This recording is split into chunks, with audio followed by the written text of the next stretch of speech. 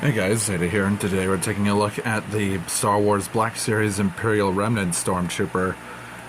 And it's just a regular Stormtrooper, really. Although it's got a nice dry brush effect, nice wash here. Especially in the cracks of the armor here. And this is, the box brands, this is part of The Mandalorian and Grogu, which, you know, Star Wars has fallen down hard when it gets beaten by a movie made by YouTubers, or a YouTuber. Fuck Disney. But anyway, yeah, this is just a regular Stormtrooper, really. And if you take off the head real quick, you can see there is an unpainted clone trooper head in there. Which, that's interesting. I'm sure people can... And I don't know if it's glued in, but I'm sure customizers can like dig that out and use it for customs. But it's really in there as a way of Hasbro making sure that they don't just sculpt a big clunky Stormtrooper helmet head.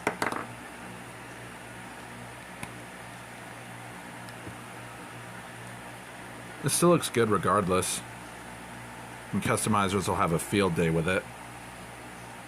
There is a slight, almost greenish gray hue to the lens. Not sure. I have to adjust the white balance for this. Not sure if you can see that. But hey, birds! He only comes with 3 accessories right here. Little shoulder strap, ammo pack, and his blaster here.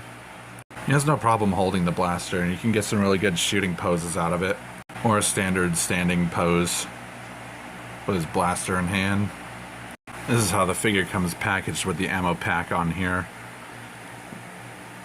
Which looks cool. I mean, you can have different looks for the Stormtrooper. Now he's all fully decked out. And what you would do is you would just take the head off.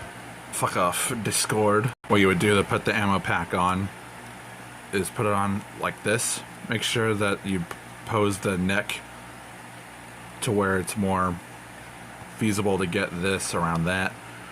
Same thing with the shoulder armor. Right here. Shoulder pad. There you go, you can deck out your Stormtrooper. Here he is next to Darth Vader, which is the only other Black Series figure I have. And this is a good enough scale since Vader is supposed to be like 7 feet tall. Articulation wise, the head, it's articulated at 2 points. There's a ball joint, a double ball joint in the neck, and there's a ball joint at the base of the neck. So you can look up that far, look down that far. Full 360. Tilt side to side. Arms can do a full 360. And the shoulder pads, they're on a separate part. If you could... Hang on. See... You can't see that. I'm a dumbass. You can see where it's attached there.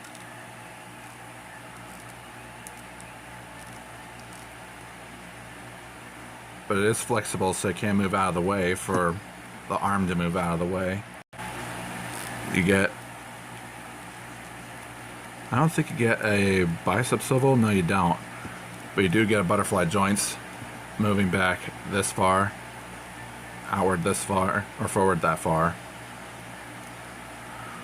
There is no elbow swivel, or bicep swivel, unfortunately. Well, you do get an elbow swivel, but that's it. And you get a bend at the elbow there. Wrist swivel. And while this wrist can move up and down like this wrist can move up and down the other way. You got a diaphragm joint, twists around, arches back that far, crunches forward that far. Nothing at the waist. These are flexible, so they move out of the way. Legs move forward that far, backward that far, outward this far. You got thigh swivel, bend at the knee, knee swivel, up and down at the ankle, and pivot. Overall, this is a really good army builder if you want to... Hold on, wait a second. There you go.